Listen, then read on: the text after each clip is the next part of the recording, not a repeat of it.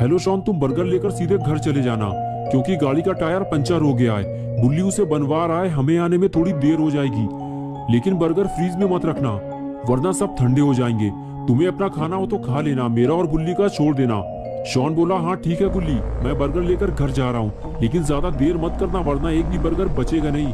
तुम्हें पता है ना कि शॉन कितना बड़ा चटोरा है। बर्गर मेरे सामने रहेंगे तो मैं अपने आप को ज्यादा देर तक रोक नहीं पाऊंगा, समझ गया ना तुम। गुल्ली शॉन से बात कर ही रहा था कि तभी बुल्ली आ गया और कहने लगा, चलो गुल्ली काम हो गया है। शॉन का फोन है क्या? गुल्ली बोला, हाँ बर्गर मिल गए हैं उसे, वो घर लेकर जा रहा है। बुल्ली ने कहा, गुल्ली तुम उससे कह दो स्कूटर चलाते हुए बात मत करो, एक्सीडेंट बहुत होते हैं इससे, और मौसम भी कुछ ठीक नहीं लग रहा है, जितने जल्दी हो सके घर चले जाओ। बुल्ली ने जो कुछ भी गुल्ली से कहा गुल्ली ने शॉन से बता दिया। लेकिन शॉन बोला, गुल्ली तुम डरो मत, मैं सालों से स्कूटर चला रहा हूँ, मुझे कुछ नहीं होगा। और तभी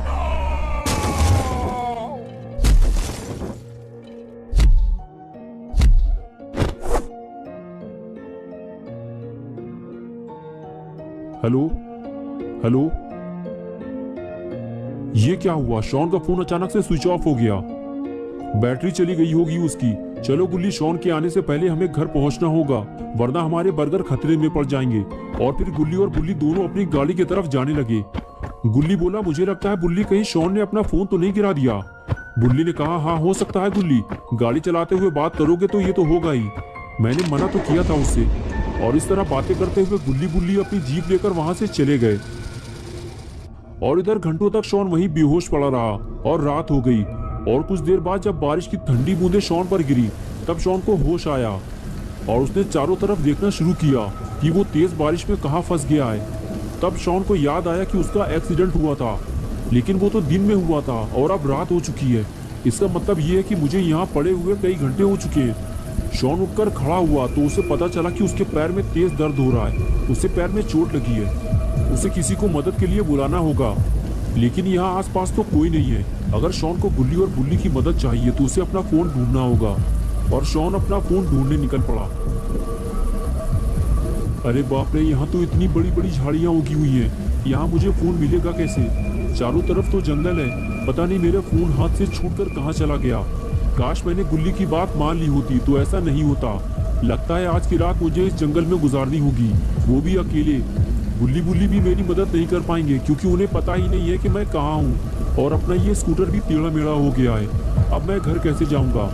अरे रुको रुको, तुम ही मेरी आखिरी उम्मीद हो, रुक जाओ, मेरी मदद करो, मेरा एक्सीडेंट हो गया है, मुझे घर तक छोड़ दो, मैं तुम्हें पैसे दे दूंगा, रुक जाओ।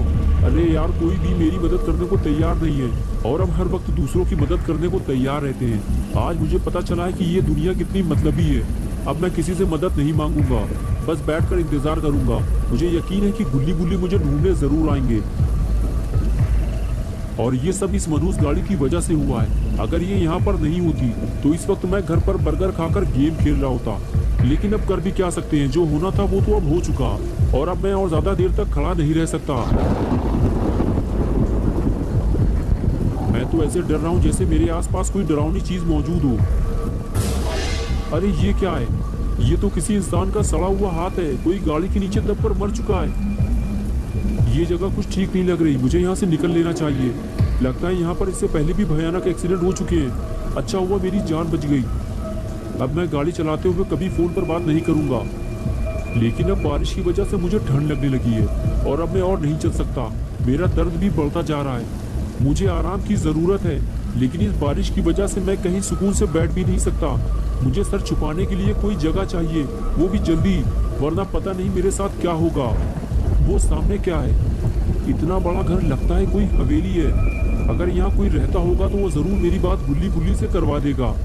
यहाँ खड़े रहकर टाइम खराब करने का कोई फायदा नहीं है, मुझे नीचे जाकर देखना होगा। अगर यहाँ भी किसी ने मेरी मदद नहीं की तो शायद आज की रात मेरी आखिरी रात होगी। और जब गुल्ली बुल्ली मुझे ढूंढते हुए यहाँ तक आएंगे तो उन्हें सिर्फ मेरी लाश मिलेगी और कुछ नहीं। ये जगह कितनी अजीब लग रही है, लगता है यहाँ कोई रहता ही नहीं है। चारों तरफ बड़ी बड़ी झाड़ियाँ और कूड़ा कबाड़ फैला हुआ है। देखकर तो ऐसा ही लग रहा है कि ये जगह सालों से वीरान पड़ी हुई है। ये आवाज़ कैसी थी? अरे ये तो बिल्ली है, इसने मुझे डरा दिया। ए काली बिल्ली, आओ मेरे पास आओ। तुम्हें पता है ना कि शॉन जानवरों से कितना प्यार करता है। अरे तुम तो डर कर भाग गई, मैं तुम्हें कोई नुकसान नहीं पहुंचाऊंगा। इस वक्त मेरे पास कोई खाना नहीं है, वरना मैं तुम्हें दे देता। अरे मेरे बर्गर्स, मेरे बर्गर का बैग भी खो गया। मैं तो भूल ही गया था कि मेरे पास बर्गर भी थे, लेकिन वो जहाँ भी पड़े होंगे भीग कर खराब हो चुके होंगे। अब उन्हें ढूंढने का कोई फायदा नहीं है। चलो पहले जिस काम के लिए आया था उसे पूरा कर लूं पहले।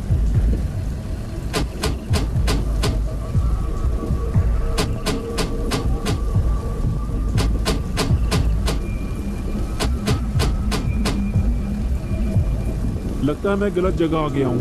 आज मुझे पता चला है कि छोटी सी लापरवाही से कितना बड़ा नुकसान हो सकता है। अब मैं रोने के अलावा कर भी क्या सकता हूँ। अरे ये क्या हुआ, गेट खुल गया।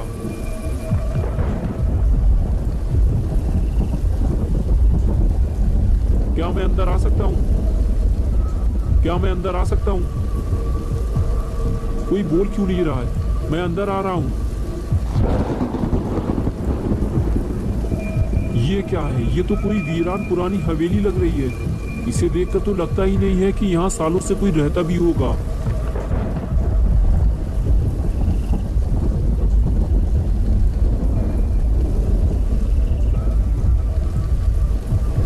अगर यहाँ कोई रहता ही नहीं है तो फिर आखिर ये गेट किसने खोला? देखो, अगर यहाँ कोई रहता है तो मेरी बात सुनो।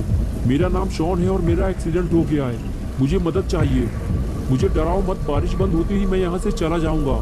ठीक है, अगर तुम नहीं बोलना चाहते हो तो कोई बात नहीं। वैसे भी बस मैं थोड़ी देर बाद यहाँ से चला जाऊंगा। मुझे लगा था कि यहाँ कोई मेरी मदद करेगा, लेकिन कोई भी मेरी मदद करने को तैयार नहीं है। कितनी डरावनी जगह है ये। बस कोई भूत न मिल जाए मुझे, वरना मेरी हालत खराब हो जाएगी। इसलिए मैंने गेट खुला छोड़ दिया है। अगर कोई भूत मिल गया मुझे तो मैं फौरन यहाँ से भाग जाऊंगा। लेकिन लगता है मैं कुछ ज्यादा ही डर रहा हूँ। मुझे अपने डर पर काबू रखना होगा, क्योंकि मेरे पास इस हवेली में रुकने के अलावा और कोई रास्ता भी नहीं है। जो भी हो, लेकिन मुझे बारिश से बचने की जगह तो मिल गई। क्या बात है, लगता है किसी ने पहले से ही मेरे लिए बैठने और आग जलाने का पूरा इंतजाम कर रखा है। छोटा लाइटर तो मेरे पास पहले से ही है। चलो सबसे पहले मैं आग जला लेता हूँ। और ये लो, जल गई मेरी आग। बस अब गरम गरम चाय का इंतजाम भी हो जाए तो मजा आ जाता। लेकिन कोई बात नहीं, बारिश से बचने का इंतजाम तो हो गया।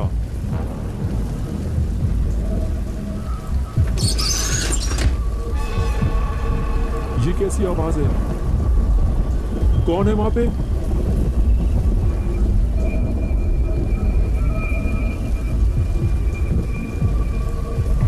तुम जो भी हो, मैं तुमसे डरने वाला नहीं हूं, समझ गए तुम?